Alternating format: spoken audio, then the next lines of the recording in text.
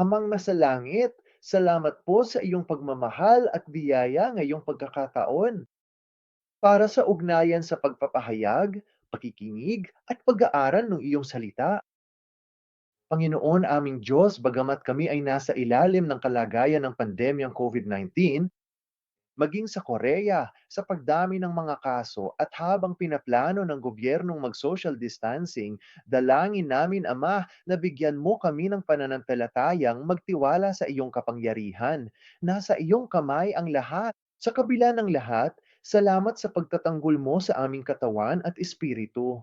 Kahit wala sa santuayo, makakabahagi pa rin kami sa pakikisama at pagpapahayag ng iyong salita. Para dito, sa iyo ang lahat ng dangal, luwalhati at pasasalamat. Ama, huling pag-aaral na namin ngayong buwan ukol sa kasaysayan ng pagtubo sa Babylonia at sa ating pananampalataya. Salamat po Panginoon na natatos namin ang mga pag-aaral. Dalangin namin na sa pag-aaral ng kasaysayan ng pagtubos, bigyan mo kami ng karunungang unawain ang iyong salita at sundin ang iyong loob. Sa gayon, naway lalo kaming mapalapit at makiisa sa iyo. Amang Diyos, naway ang iyong mga anak sa mundo ay mapalapit din sa iyo. Bigyan mo kaming lakas na ipahayag ang ebanghalyong ito para sa lahat ng iyong anak. Makapasok nawa kami sa templo ni Ezekiel at matupad ang iyong probidensya at pagpapala ni Jehovah Shammah. Ipinagkakatiwala namin ang lahat sa pangalan ng aming Panginoon at tagapagligtas na si Heso Kristo. Amen. Kaya muli, maraming salamat sa inyong lahat. Bigyan mo ako sandali habang naghahanda ako para sa presentasyon. Ito ang pang-apat at huling pag-aaral ngayong buwan tungkol sa Babylonia at sa kasaysayan ng pagtubos. Kaya ito ang ating ikaapat na sesyon, ang Babylonia at ang kasaysayan ng pagtubos. At ang tema ngayon sa ilalim ng pamagat na ito ay ang Babylonia at ang Templo. Kaya para mabilis na buod, tiningnan natin noong nakaraang buwan ang papel ng Babylon. Sa kasaysayan ng pagtubos, ang una naming pag-aaral ay ang Babylonia at ang Talaangkanan at pagkatapos ay tiningnan namin ang Babylonia at si Abraham. At sa ating huling sesyon, tiningnan natin ang Babylonia at ang pagkawasak ng Jerusalem, kung kaya't ang Babylonia at ang Jerusalem. At ngayon, mas titingnan natin ang Babylonia at ang Templo. Kaya lahat ng pag-aaral ay magkakaugnay at partikular na ang pag-aaral ngayon. Kailangan mo talagang pag-aralan ang pundasyon ng pag-aaral noong nakaraang linggo. Kaya magkakaroon ng maraming magkakatulad na elemento, maraming magkakaugnay na elemento, at maiipon ito sa templo ni Ezekiel na siyempre pinag-aaralan natin yan sa ating ikalaban-isang aklat ngayon. Kaya ang ating pambungad na kasulatan ngayon ay nasa screen na. Kaya basahin natin ito ng sama-sama mula sa 2 Kronika 36, mga talata 18 hanggang 19. Handa na, simulan na! Lahat ng kagamitan ng bahay ng Diyos, malaki man o maliit, at ang mga kayamanan ng bahay ng Panginoon, at ang mga kayamanan ng hari at ng kanyang mga opisyal, dinala niya ang mga ito sa Babylonia. Pagkatapos ay sinunog nila ang bahay ng Diyos at giniba ang pader ng Jerusalem at sinunog ang lahat ng nakukutaang gusali nito at winasak ang lahat ng mahahalagang kagamitan nito. Ito ang salita ng Diyos. Amen. At alam mo, ang Biblia, alam mo maraming tao, kapag naiisip nila ang Biblia, syempre ito ang salita ng Diyos. Itinuturing nila ito bilang isang salita ng malaking paghihikayat, isang salita ng pag-asa, isang salitang nagpapakita ng pag-ibig ng Diyos. Gayunpaman, ang Biblia ay mayroong maraming nakakababagag na aspeto kung pag-uusapan ng kasaysayang inilalarawan nito. At marami sa mga nakakababahalang aspetong ito ay naitala upang tunay nating maunawaan ang kasamaan at ang mga bunga ng kasamaan na bunga ng kasalanan. At sa ating pambungad na kasulatan na yon, ito ay isang salaysay ng pagkawasak ng templo at pagbagsak ng Jerusalem. Kaya si Nabucodonosor, hari ng Babylonia, siyempre ay winasak ang Jerusalem noong 586 BC. At sinasabi sa 2 Kronika 36, na ang lahat ng kagamitan ng templo ay dinala at ang lahat ng kayamanan ay dinala sa Babylonia. At pagkatapos, sa talata 19, sinasabi nito na ang bahay ng Diyos ay sinunog. Ang pader ng Jerusalem ay nawasa. Anumang bagay na maaaring gamitin sa pagpapatibay ng lungsod, pati na ang mga gusali nito, ay winasak at sinunog ng apoy. Kaya ito ang akumulasyon ng kasalanan sa pakiatawan. Nangyari iyon sa bansang bayan ng Diyos dahil tumalikod sila sa wastong pagsamba. Kaya paano tayo nakarating sa puntong ito? Paano tayo nakarating sa puntong ito? At paano ito nauugnay sa templo? Kaya ang pangunahing punto, numero uno, titingnan natin ang kasaysayan ng templo. At upang tunay na maunawaan ng templo at ang kasaysayan ng pagtubos, kailangan nating bumalik sa orihinal na templo at iyon ay ang Hardin ng Eden. Kaya ito ang paraiso ng Diyos. Ang orihinal na templo kung saan dapat sana natin siyang sambahin bago ang pagbagsak. Genesis 2, talata 8. Sinasabi rito, at nagtanim ang Panginoong Diyos ng isang halamanan sa Eden, sa dakong silanganan, at doon niya inilagay ang taong kanyang nilalang. Kaya nakikita natin na nilikha ng Diyos ang lugar na ito. Ang lugar na ito, isang hardin, at inilagay niya ang lalaki doon. At ano ang sinabi niya sa Genesis 2, talata 15? Pagkatapos ay kinuha ng Panginoong Diyos ang lalaki at inilagay siya sa halamanan ng Eden upang ito ay linangin. Ito ang salitang Hebreo na abad at upang ingatan ito at ito ang salitang shamar. At kapag piningnan natin ang mga ekspresyong ito upang linangin ito at panatilihin ito, abad at shamar ayon sa pagkakabanggit, ito talaga ang wikang templo. Ito ay wika ng mga pari. Ito ay wikang may kaugnayan sa pagsamba. At paano natin nalalaman yun? Doon sa lutang abad, nangangahulugan ng paggawa at paglilingkod sa diwa ng pagsamba. Kaya mayroon tayong mga bilang na Kabanata 8, Talata 11, Josue 24, 15, at Awit Kabanata 2, Talata 11. Hayaan ninyong basahin ko ang Kabanata 8, Talata 11 para sa inyo upang maunawaan natin ang konteksto kung paano ginamit ang salitang ito. At sinasabi rito, Aaron. Kaya si Aaron ang unang mataas na saserdote. Si Aaron Ben. Ihaharap ang mga Levita sa harap ng Panginoon bilang isang paraan ng pag-aalay mula sa mga anak ni Israel upang sila ay maging kwalipikado sa pagsasagawa ng paglilingkod sa Panginoon. At dito, sa talatang ito, ang ekspresyong paglilingkod ay masama. Kaya kapag iniisip mo ang pagkasaserdote at kapag iniisip mo ang mga anak ni Aaron na naglilingkod bilang mga saserdote, ano ang ginagawa nila? Kailangang asikasuhin ang mga bagay sa tabernakulo. Kailangan silang linisin, kailangan nilang maging handa, kailangan silang iseta sa templo parehong iniisip, at lahat ng ito ay ginagamit para sa pagsamba. Kaya nung sabihin ng Diyos kay Adan nang ilagay niya ito sa hardin ng Eden na linangin ng hardin, kung gayon ay iliutos ng Diyos kay Adan na gawin ang lahat ng bagay na kinakailangan para sa wastong pagsamba. Josue Kabanata 24, versikulo 15.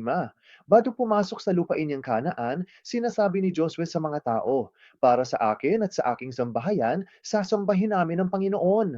At ginamit ni Josue ang salitang abad dito. Sa kasong ito, at sa awit kabanatang 2, versikulo 11, magpapatuloy ako at magbabasa, sasamba sa Panginoon ng may paggalang at magagalak na may panginginig. Kaya nung sabihin ng salmista rito na sambahin ng Panginoon, muli, ito ay ang salitang abad. Kaya mula pa sa simula, sa hardin ng Eden na siyang unang templo bago ang pagbagsak, makikita natin na dapat natin siyang sambahin. Ang salitang abad ay nagpapayuwatig na ito ay isang lokasyon ng templo, na si Adan ay may responsibilidad bilang pari. Gayon din, ang pangalagaan ng hardin shamar ay nangangahulugang ingatan o bantayan. At tulad man ng kapag binabantayan mo ang isang bagay para sa security, ginagamit din ito sa kahulugang iyon. Ngunit ginagamit ng Biblia ang salitang ito sa konteksto ng pagtupad sa salita ng Diyos. Kaya narito ang Genesis, Kabanata 17, versikulo 9, at kaya mong basahin ko iyan para sa iyo. Genesis 17 versikulo 9, sinabi pa ng Diyos kay Abraham, ngayon tungkol sa iyo, iingatan mo ang aking tipan, ikaw at ang iyong mga inapo pagkamatay mo, sa buong panahon ng kanilang mga lahi. Kaya ang Diyos ay nangangako kay Abraham. Ang Diyos ay nakikipagtipan kay Abraham at ibinibigay sa kanya ang kanyang salita. At sinasabi ng Diyos, ikaw at ang iyong mga inapo pagkatapos mo ay tutuparin mo ang tipang ito. Kaya kung walang salita, walang wastong pagsamba. Kailangang maging sentro ng salita ang lahat alam mo yan. Kaya kapag sinabi ng Diyos na ingatan ng hardin, nangangahulugan din ito na bantayan ito, ang mga kaugalian sa pagsamba na naroon. At anong sentro ng lahat na nito? Ito ang salita ng Diyos. Kaya ito ang itinakag mula pa noong nilikha. Gayunpaman, gaya ng alam mo, naranasan natin ang taglagas. Dahil sa pagbagsak, anong ginawa ng Diyos? Namako ang Diyos sa Genesis 3, versikulo 15, ang bininang babae na siyang sisira sa ulo ng ahas.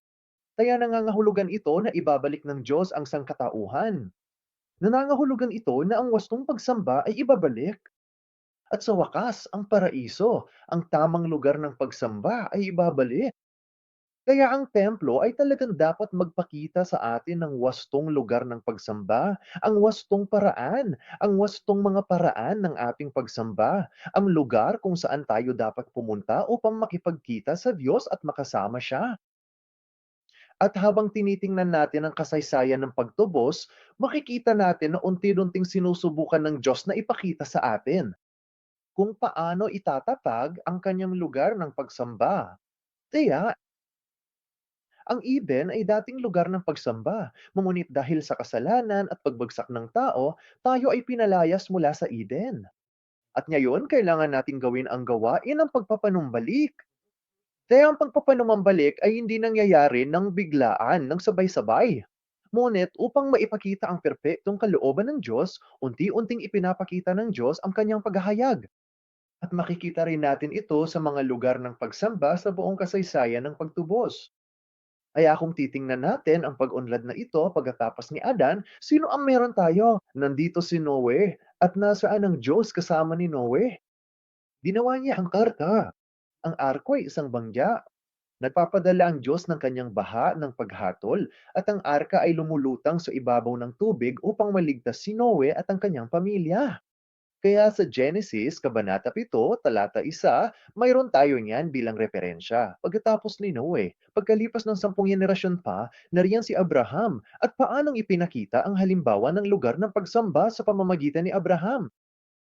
Tinawag siya ng Diyos palabas ng Ur ng mga Kaldeo. Kaya tandaan, tinawag niya siya palabas ng Babylonia at si Abraham ay gumalaw sa mga tolda at mga altar. Kaya saan man magpunta si Abraham, itinayo niya ang kanyang tolda at nagtayo ng altar. Kaya basahin natin ang Genesis, Kabanata 12, talata 8 bilang referensya. Pagkatapos siya ng si Abraham ay nagpatuloy mula roon patungo sa bundok sa silangan ng Bethlehem. Nagtayo siya ng kanyang tolda, ang Bethel ay nasa kanluran at ako naman ay nasa silangan. At doon, nagtayo siya ng isang altar para sa Panginoon at tumawag sa pangalan ng Panginoon. Kaya makikita natin na sa buhay ng pananampalataya ni Abraham, hindi niya talaga natanggap ang pangako ng lupa nang ito ay natupad. Pero kung titingnan mo ang Hebreo, Kabanata 11, Talata 9, ano ang nakasaad dito? Kasama sina Isaac at Jacob. Siya ay naglibot at naninirahan sa mga tulda, inaabangan ang katuparan ng pangakong iyon. At sa pamamagitan ng pagtatayo ng mga altar, ipinakita ni Abraham ang kanyang buhay bilang isang buhay ng pagsamba. Ngayon ay dumako tayo kay Moises. Noong panahon ni Moises, gaya ng alam natin, sina Jacob, Israel, at ang kanyang mga anak na lalaki, lumipat sila sa Ehipto dahil nagkaroon ng matinding taggutom. Si Jose ang naglaan ng daan para sila ay maligtas. Lumaki ang mga taol, sila ay naging mabunga, dumamo sila, at sa Exodo, mayroon na tayong mahigit 2 milyong tao ngayon na handa na upang makapasok sa lupang ipinangako sa kanila ng Diyos. At upang maipakilala ng Diyos sa kanila ang kanyang tahanan, upang maipakilala sa kanila ang kanyang presensya, inutusan niya silang itayo ang tabernakulo. Kaya sa Exodo, Kabanata 25, basahin natin mula roon. Kaya sa Exodo, Kabanatang 25, versikulo 8, sinasabi, ipagtayo mo ako ng isang santuaryo upang ako'y makakahan sa gitna nila. At sa bersikulo 9, ang Diyos, Idinetalye niya kung paano niya ipapakita sa kanila ang mga disenyo ng tabernakulo upang maitayo nila ito ng naaayon. Kaya ngayong matatag na ang bayan ng Diyos, malapit na silang pumasok sa lupain ng Kanaan. Ibinigay sa kanila ng Diyos ang ebanghelyo ng mga mata. Sa pamamagitan ng tabernakulo at ng mga saserdote, ang buong bansang Israel ay nagtitipon upang iharap ang kanilang sarili sa Diyos upang sambahin nila siya. Pero ang kakaiba sa tabernakulo ay isa itong tolda, hindi ito isang permanenteng lugar ng pagsamba. At anong mangyayari? Nang matanggap ni David ang kanyang pipan sa 2 Samuel 7, nais ni David na magtayo ng isang bahay para sa Diyos dahil nakita niya na ang presensya ng Diyos ay naipapakita lamang sa pamamagitan ng isang tolda. Ngunit dahil si David ay isang mandirigma, sinabi ng Diyos, hindi ikaw ang magtatayo ng templo, kundi ang iyong anak na si Solomon ang gagawa nito. Kaya basahin natin ang 2 Kronika. 2 Kronika 6, talata 2. At pagkatapos masabi at magawa ang lahat, ang lungsod ng Jerusalem ay natili sa pintuan ng Ornan, na siyang siyempre lugar ng Moria, kung saan iniyalay ni Abraham ang kanyang anak na si Isaac bilang sakripisyo. At sa lugar na ito, itinayo ang templo. At pagkatapos maitayo ang lahat sa 2 Kronika 6, talata 2, ano ang inamin ni Salomon? Ipinagtayo kita ng isang matayong na bahay at isang lugar para sa iyong tahanan. Magpakailanman, kaya isipin mo 'to, si Adan ay nahulog at siya ay pinalayas mula sa hardin ng Eden, nawala ang kaluwalhatian ng Diyos. At sa pamamagitan ni Noe, Abraham, Moises hanggang kay Solomon, sa buong kasaysayan ng pagtubos, sinisikap ng Diyos na ibalik ang kanyang tahanan kasama ng kanyang bayan. Sinusubukan ng Diyos na ibalik ang kanyang presensya. At sa wakas, pagkatapos ng lahat ng kalokohang nangyari simula noong unang pagbagsak ni Adan, sa pamamagitan ni Solomon na ang pangalan ay nangangahulugang kapayapaan, sa lungsod ng Jerusalem na nangangahulugang pundasyon ng kapayapaan, itinayo ang templo ng Diyos. Kaya hanggang ngayon, gumawa kami ng maikling pagbabalik-aral sa aming pinag-aralan noong nakaraang 3 linggo. At ngayon ay titingnan natin ang 2 Kronika 7, mga talata 11 hanggang 22.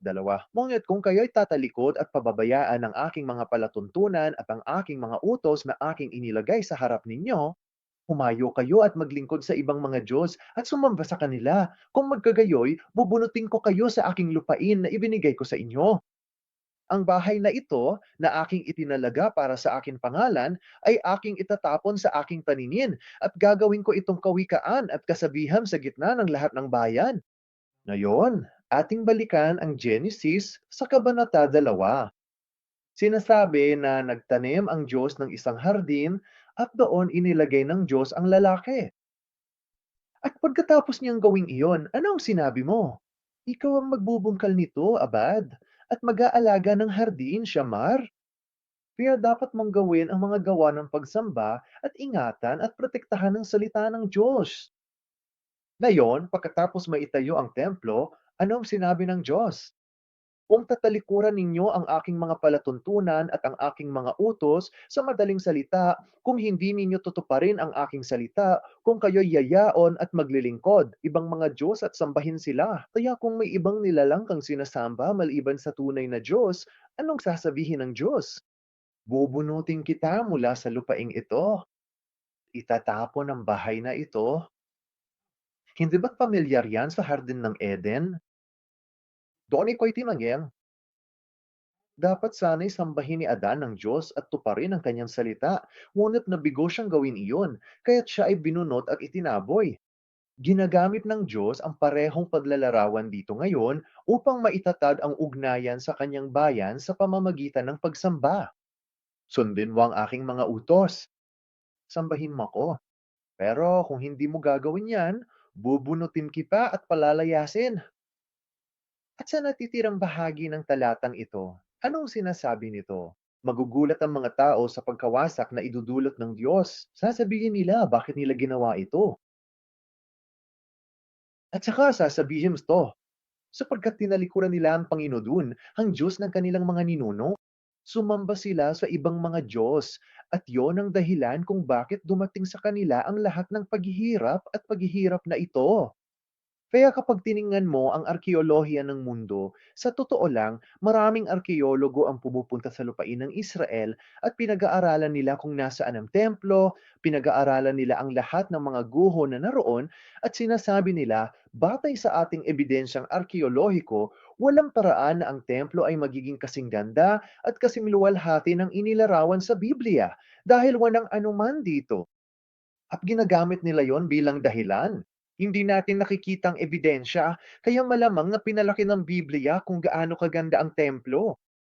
Pero kung ikaw, iyan ang sinasabi ng mga iskolar ng mundo. Pero kung titingnan mo ang 2 Kronika 7, talata 11 hanggang 22, sinasabi nito na kung ang bayan ng Diyos ay hindi sumasamba sa Kanya ng maayos. Kung lalabagin nila ang Kanyang batas, ano ang gagawin ng Diyos? Itataboy niya palabas. Itataboy niya sila palabas. Wawasakin niya ang bahay. Bubunutin niya sila. At ano ang sinasabi nito? Lahat ng makakabiyaan ay magugula. Bakit ginawa ng Panginoon ang ganito sa lupain ito? Kita mo, sinabi ng Diyos na gagawin niya silang isang kawikaan at isang Biblia. Para bang walang nangyari roon noon? Kaya ang nakikita natin ngayon, ang talagang natutuklasan at pinag-aralan ng mga arkeologo na nagsasabing walang templong ganito kaganda ang maaaring narito, iyon ay talagang katuparan ng salita ng Diyos. Ito ay isang patotoo kung anong pagkawasak ang mangyayari kung hindi mo susundin ang salita ng Diyos, kung hindi mo sasamba ng wasto ang Diyos. Kaya't ang kaluwalhasyan ng Diyos ay umalis mula sa templo. At pinatotohanan ito ni Propeta Ezekiel sa Ezekiel Kabanata 7, mga talata 20 hanggang 22. Dinago nila ang kagandahan ng kanyang mga palamuti tungo sa pagmamalaki. Ginawa nila itong mga larawan ng kanilang mga kasuklam-suklam na bagay at mga kasuklam-suklam na bagay. Kaya't gagawin ko itong isang kasuklam-suklam na bagay para sa kanila. At mas detalyado ang tinalakay ni Ezekiel sa Kabanata 8. Kaya hinihikayat ko kayong basahin ng Ezekiel Kabanata 7 at Kabanata 8 sa sarili ninyong oras. Para sa haba, hindi ko na ito inilagay dito. Ngunit sinasabi ng Diyos na lahat ng mga Diyos-Diyosan at mga kasuklam-suklam na bagay ay inilalagay nila sa kanyang bahay, sa kanyang templo. At sila'y sumamba. Mga huwad na Diyos sa lugar kung saan ang Diyos lamang ang dapat mong sambahin. At sa pagpapatuloy, ibibigay ko ito sa kamay ng mga dayuhan at samsam, at sa masasama sa lupa bilang samsam, at kanilang lalapastanganin ito. Itatalikod ko rin ang aking mukha mula sa kanila at lalapastanganin nila ang aking lihim na lugar na papasukin ng mga magnanakaw at lalapastanganin ito. Kaya ano ang sinasabi nito sa ating pambungad na banal na kasulatan? Dumating ang buong Babylonia at ano ang kanilang ginawa? Ninakaw nila ang lahat ng kayamanan ng bahay ng Diyos. Kaya't ang salitang ito na ipinapahayag ng Diyos ay tiyak na natutupad. Kung titingnan natin ang Ezekiel 10, versikulo 18, kitang-kita ni Ezekiel ng detalyado ang kaluwalhasyan ng Diyos na umaalis mula sa templo. At kung wala roon ang kaluwalhasyan ng Diyos, wala ring layunin ang templo. Sa lugar kung saan itinayo ang tabernakulo, ang kaluwalhasyan ng Diyos ay dumating upang ipakita na ang Diyos ay sumasa kanya. Nang unang maitayo ang templo, ipinahayag ni Solomon na ang bahay na ito ay para sa iyong tahanan. At napuno ng kaluwalhasyan ng Diyos ang templo. Ngunit ngayon, dahil sa kalapastangan ng ginagawa ng mga tao, ang kaluwalhasyan ng Diyos ay nawawala na. Nakita ito ni Ezekiel. Nagpatotoo siya tungkol dito. At sinabi niya, itigil na ninyo ang pagsamba sa Diyos-Diyosan. Ang bahay ng Diyos na iyong nilalapastangan ay iyong sisirain kung patuloy mo itong gagawin. At ganito nga ang nangyari. Kaya't nawasak ang templo. Ezekiel, Kabanata 33, versikulo 21. Noong ikalabindalawang taon ng aming pagkatapon, noong ikalima ng ikasampung araw ng buwan, lumapit sa akin ang mga takas mula sa Jerusalem na nagsasabi na sakop na ang lungsod. Ngayon, si Ezekiel ay pipi sa buong panahon ng kanyang ministeryo. Iyan ang isa sa mga palatandaang ipinakita ng Diyos, ang kanyang pagiging pipi. At maaari lamang siyang magsalita sa mga partikular at napakapartikular na mga panahon kung kailan kailangang ipahayag ang salita ng Diyos. Ngunit pagkatapos mawasak ang templo, nakikita natin ang isang kahanga-hangang gawain na nagaganap. Ezekiel, Kabanata 33, versikulo 22, ngayon, ang kamay ng Panginoon ay sumaakin ng gabi bago dumating ang mga takas, at ibinuka niya ang aking bibig nang dumating sila sa akin ng kinaumagahan. Kaya't ang aking bibig ay nabuksan at hindi na ako napigilang magsalita. Kaya, simula sa Ezekiel Kabanata 33, talata 34 at pataas. Ang ipinapahayag ni Ezekiel ay ibang-iba sa kabuuan mula sa kanyang ipinapahayag hanggang sa puntong ito. Hanggang ngayon, si Ezekiel ay nagpapahayag ng paghuhukom. Ipinropesiya niya ang paggawasak. Ipinropesya niya kung paano magpapaulan ang Diyos ng takot at mga sumpa sa mga tao. At pagkatapos ay nangyari ito. Nawasak ang templo! Ngunit pagkatapos nito, noong ang bayan ng Diyos ay nasa pinakamababang punto nila dahil sa kanilang isipan, inakala nilang ang Diyos ay laging makakasama nila at ibabalik sila sa dati nilang kalagayan. At napalagi ng poprotektahan ng templo. Siyempre, mayroon silang napakasama at tiwaling pagkaunawa sa templo ng Diyos at kung paano dapat maging wastong pagsamba sa Diyos. Ngunit sa pamamagitan ng pagdurog at pagsira sa templo, ang mga tao ngayon ay ganap na nawalan ng pag-asa. Ang templo ay isang Diyos-Diyosan para sa kanila. At ngayon ang kanilang pagkaunawa tungkol sa Diyos ay nawasak na. Ngunit ngayon, Ezekiel, ang kanyang bibig ay nabuksan na. Hindi na siya pipi. Hindi na siya masabi ng walang masabi. At nung pinakakailangan ng mga tao na marinig ang salita ng Diyos sa kanyang kaginhawaan, ngayon ay si Ezekiel ang nagsasalita. Kaya't magpapatuloy tayo sa puntong pangalawa, ang pagpapanumbalik ng templo. Kaya't ganito ang Ezekiel Kabanata 34, versikulo 11. Sa aklat 11, mayroon talagang 8 kabuang restorasyon. At ang pinakaunang restorasyon, salamat, ay ang pagpapanumbalik ng pastol. Dahil lahat ng mga pari, ang mga bulaang propeta, ay iniligaw ang mga tao. Ang masasamang hari ay iniligaw ang mga tao. May mga masasamang pastol, sa madaling salita, at sinabi ng Diyos, ibabalik ko ang pastol. Ezekiel 34, versikulo 11, ganito ang sabi ng Panginoong Diyos, narito, ako mismo ang maghahanap sa aking mga tupa, at hahanapin ko sila, gaya ng pag-aalaga ng pastor sa kanyang kawan sa araw. Kapag siya'y nasa gitna ng kanyang mga tupang nangalat, gayon din ko alagaan ang aking mga tupa at ililigtas ko sila mula sa lahat ng dako kung saan sila nangalat. Sa isang maulap at makulimlim na araw, kita nyo, noong ang Israel ay dinala sa pagkatapon, nang ang templo ay winasak, isang pagmamaliit na sabihin na yon ay isang madilim na araw. Ang bayan ng Diyos ay nangalat, na parang mga tupang nangalat. Pero ano ang sinasabi niya? Ililigtas niya sila, titipunin silang lahat. Ngayon tandaan, sinabi ng Diyos sa kanyang salita, kung hindi mo ako susundin, kung hindi ka masunurin, kung hindi mo ako sasambahin, kung hindi mo tutuparin ang aking salita, bubunutin kita at itatakwil. Ngunit tingnan ang sinasabi niya ngayon sa Ezekiel 34, versikulo 29, nang nangangako ang Diyos ng pagpapanumbalik. Magtatatag ako para sa kanila ng isang kilalang lugar ng pagtatanim, isang lugar ng pagtatanim. Tandaan, ang Diyos ay nagtanim ng isang hardin. At ngayon sinasabi niya, magtatatag ako para sa kanila ng isang kilalang lugar ng pagtataniman. At hindi na sila muling magiging biktima ng taggutom sa lupain. At hindi na nila titiisin pa ang mga pangiinsulto ng mga bansa. Noong sinaunang panahon, kapag ang isang bansa ay nananakop sa ibang bansa, ang mentalidad ay ang bansa ng Diyos na nanakop ay nagtagumpay laban sa bansa ng natalong Diyos. Para sa kanila, ito ay isang patunay kung aling Diyos ng bansa ang mas makapangyarihan. Kaya kung ang Israel sa ganitong kaisipan, kung ang Israel ay nasakop at ang templo ng Diyos ay nawasak, sasabihin ng lahat ng mga bansa, nawasak ka na dahil ang iyong Diyos ay masyadong mahina o nawasak ka na dahil ang iyong Diyos ay humiwalay sa iyo. At sa diwa na yan, totoo ito. Hindi mahina ang Diyos. Ngunit ang kanyang kaluwalhatian ay umalis sa templo. Ito, mula sa isang relihiyosong pananaw ay isang insulto sa Israel mula sa mga bansa noong panahong iyon.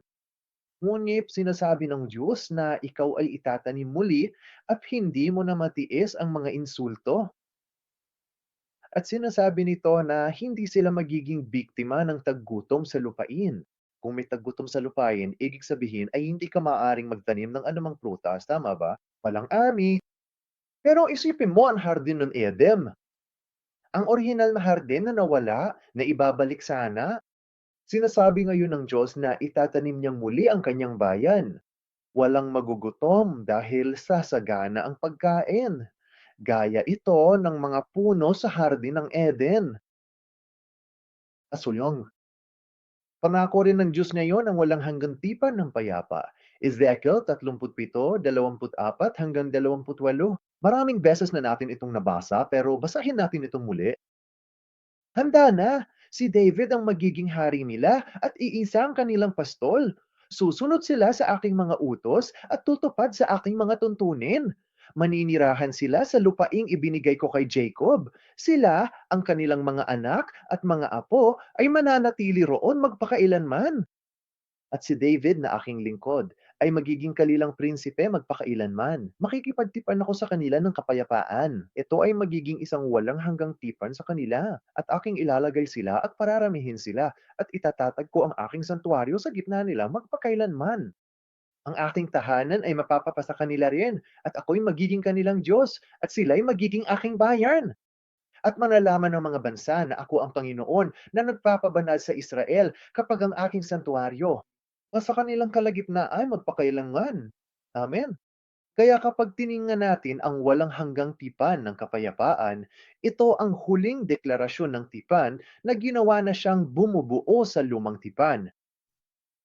At nakikita natin patungkol sa pagpapanumbalik ang maraming pangako ng Diyos na ibinigay simula pa noong Genesis.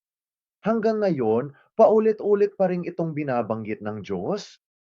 Ibinabalik ng Diyos ang kanyang pastol. Ibinabalik ng Diyos ang kanilang hari.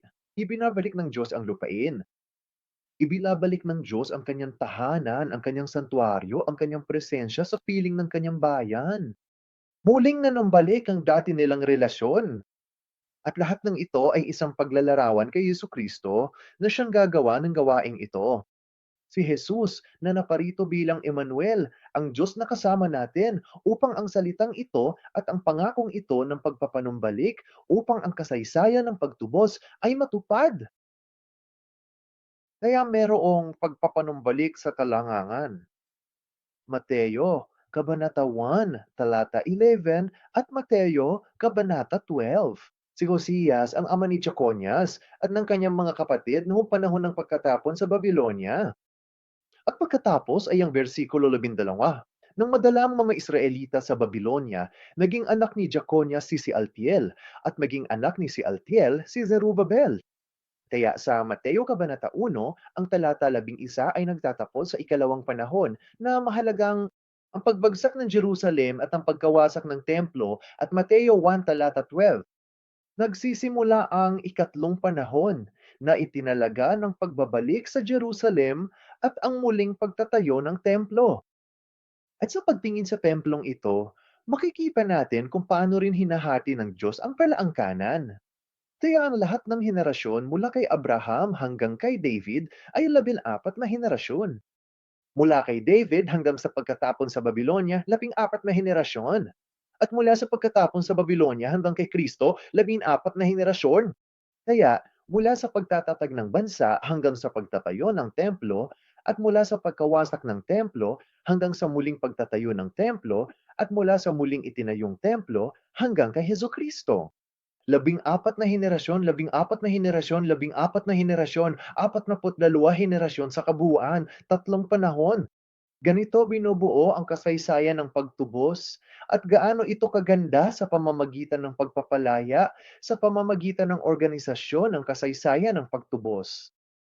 Ngayon, ang isang aspeto ng templo at isang aspeto ng pagpapanumbalik ay ang kailangan nating maunawaan na ito ay isang pagpapalaya sa mga bilanggo. At nagsisimula ito kay Jehoiakim. Kaya si Jeconias at si Jehoiakim, ito ay isang tao, magkaibang pangalan. Sinimulan ni Jeconias ang ikatlong yugto ng kalaangkanan na siyang panahon ng pagpapanumbalik. At anong sinasabi tungkol kina Jehoiakim at Jeconias sa lumang tipan? Dalawang Hari, 25, talata 27, ang ikalawang kalahati. Pinalaya ni Evil Merodach, hari ng Babylonia, si Jeconias, hari ng Juda, mula sa bilangguan noong taon na siya ay naging hari. At sa versikulo 29, nagpalit si Jeconias ng kanyang damit bilangguan kaya hindi na siya isang bilanggo. Kumakain siya sa piling ng hari sa lahat ng araw ng kanyang buhay. Talata 30, para sa kanyang rasyon, isang palagyang rasyon ang ibinigay sa kanya, isang bahagi sa bawat araw sa lahat ng mga araw ng kanyang buhay. Pag-isipan natin ang makasaysayang pagtubos na ito. Kung tayo ay espiritual na pinalaya mula sa bilangguan at tayo ay nagpapalit ng ating mga damit, kaninong presensya tayo papasok? Diyos aming hali at binibigyan tayo ng Diyos, ang kanyang salita, ang ating pang-araw-araw na pagkain, gaya ng nasa panalangin ng Panginoon. Bigyan mo kami ng kakanin sa araw na ito. Ngayon sa Ezra, Kabanata 3, Talata 8. Nang ikalawang taon ng pagdating ng bahay ng Diyos sa Jerusalem, ng ikalawang buwan, si Zerubbabel na anak ni Saltiel at si Hesua na anak ni Jezodak at ang iba pang mga kapatid, ang mga pari at ang mga Levita, lahat ng dumating mula sa pagkakabihag sa Jerusalem ay nagsimulang gumawa.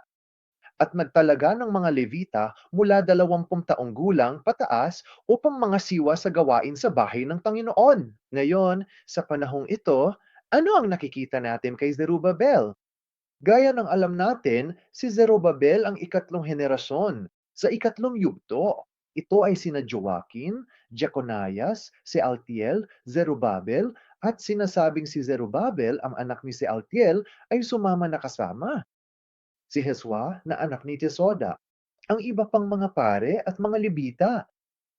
At sinimulan nilang gawin yung para magtrabaho. At hinirang nila ang mga Levita upang mga siwa sa gawain sa bahay ng Panginoon. Kaya ang lugar ng pagsamba ay ibinabalik. Ang pagsamba, ang mga pamamaraan ng pagsamba ay ibinabalik. Ang mga pari ay ibinabalik sa dati nilang kalagayan. At ito ay makikita natin sa pamamagitan ng muling pagtatayo ng templo. Ang ibig sabihin ng Rubabele ay ipinanganak sa Babylon o anak ng Babylon.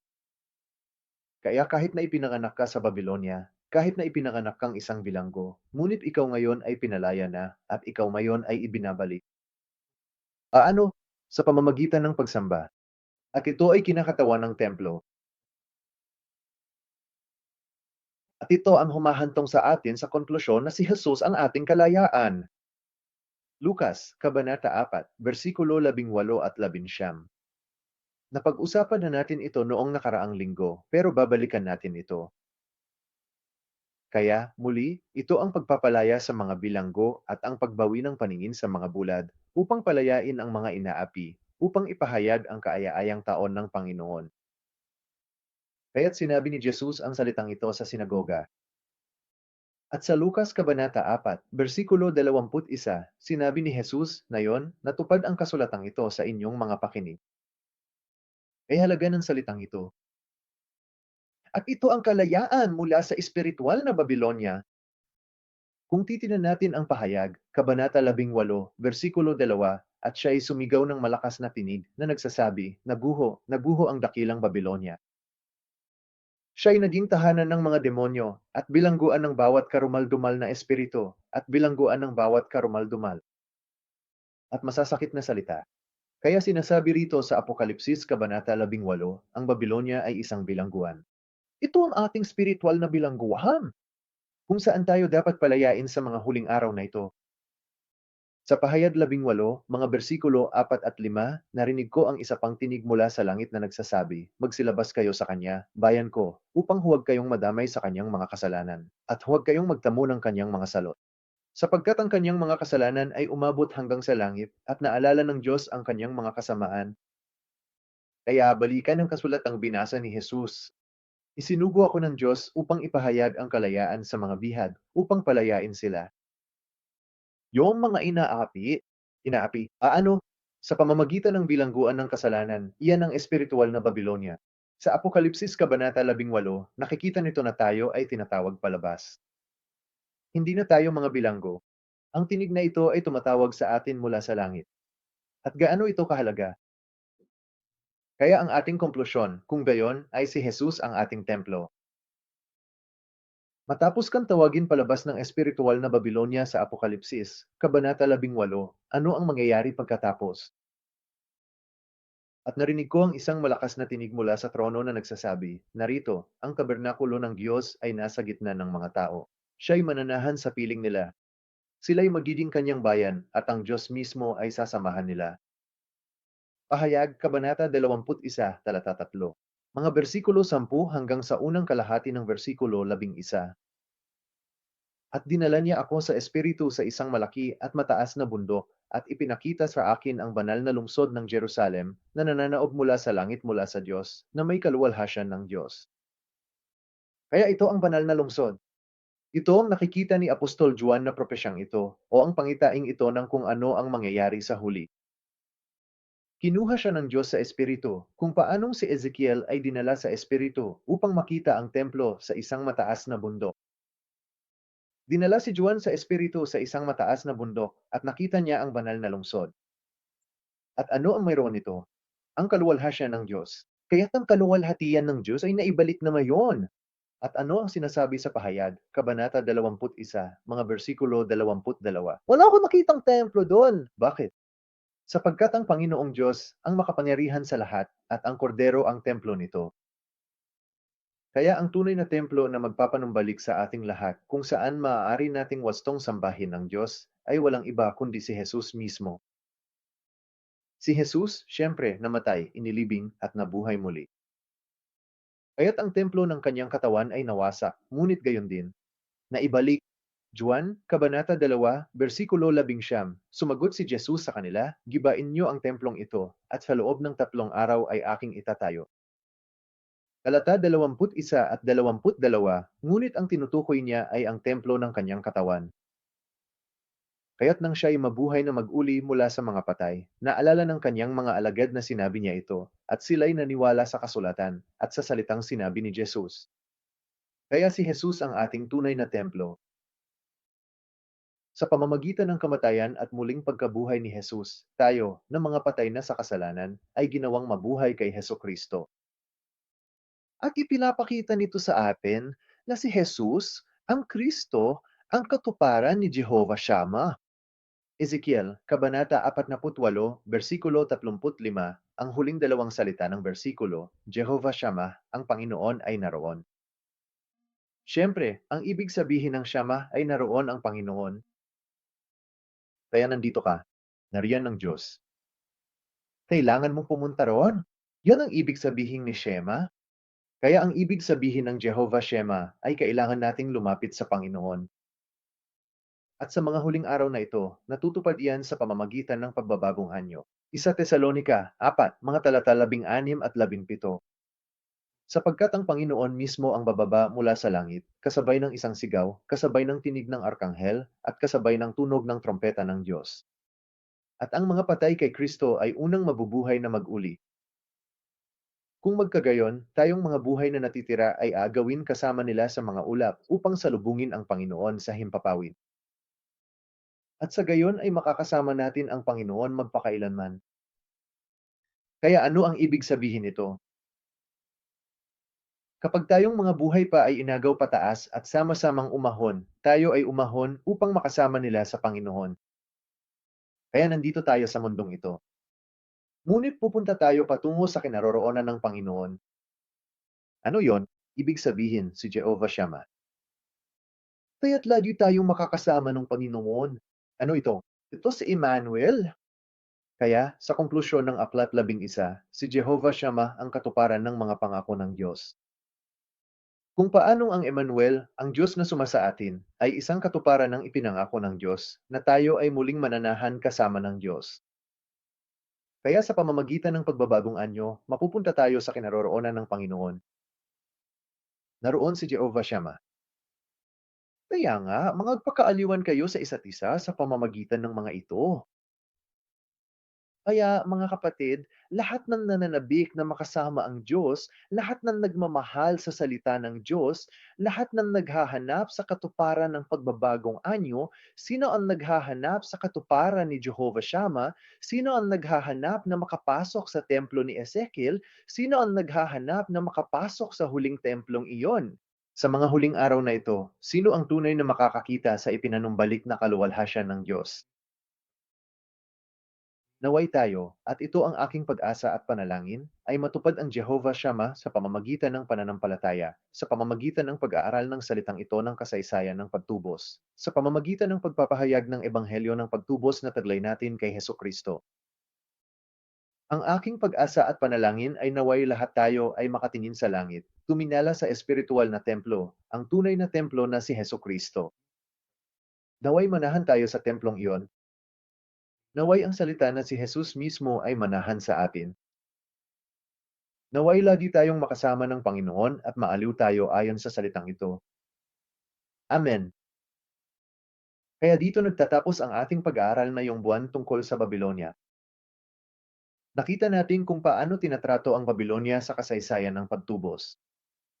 Tungkol sa talaang kanan, tungkol kay Abraham, sa kaharian ng Israel, sa lungsod ng Jerusalem, at sa huli sa templo mismo. Naway maging malaya tayo mula sa espiritual na Babylonia. Naway ipahayag natin ang kalayaan mula sa Babylonia. Naway hindi na tayo maging mga bilanggo. Naway magsuot tayo ng mga bagong damit, ng mga puting damit na lino ng katuwiran, at naway makapasok tayo sa presensya ng Diyos. Amen. Kaya't magtapos tayo sa panalangin at sa panalangin ng Panginoon. Diyos naming Ama sa langit, lubos kaming nagpapasalamat na ipinagkaloob mo ang panahong ito upang tunay na maunawaan na kami ay tinawag palabas mula sa espiritual na Babylonia. Kung paanong tinawag si Abraham palabas mula sa ng mga Kaldeo, tulad ng iyong bayan, nang sila ay dinala sa pagkatapon, ngunit bumalik sila sa lupain ng Kanaan upang muling itayo ang iyong templo, naway kami rin, Amang Diyos. Sa kasaysayan ng pagtubos, ay espiritual na tumakas mula sa Babylonia, lumabas mula sa aming mga damit bilangguan, upang muli naming makita ang iyong naibalik na kaluwalhatian sa muling itinayong templo. Iyon ay sa pamamagitan ng ang ipinangakong pagpapanamong balik na mayroon tayo kay Heso Kristo. Dalangin namin, Ama naming Diyos, na si Jesus lamang ang amin hahanapin, ang salita lamang, ang aming tunay na templo, upang sambahin ka namin sa Espiritu at katotohanan, tulad ng ipinahayag ni Jesus ang kalayaan mula sa pagkabihag. Naway aming ipahayag din amang Diyos ang mapagpalayang mensahe ng kasaysayan ng pagtubos.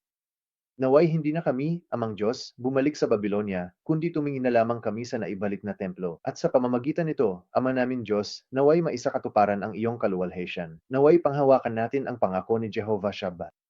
Naway panghawakan natin ang biyaya ng transfigurasyon. At sa pamamagitan nito, Ama naming Diyos, naway mapanatag kami sa pagkaalam na lagi mo kaming kasama. Nagpapasalamat kami sa iyo at idinadalangin namin ang lahat ng ito kay Heso Kristo. Sa pamalan ni Heso Kristo, Amen.